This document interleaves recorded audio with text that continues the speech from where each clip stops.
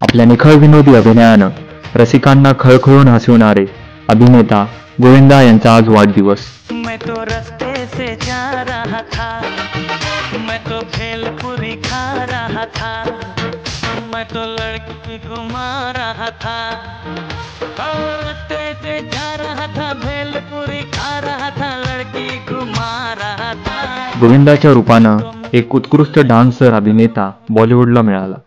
गोविंदाच्या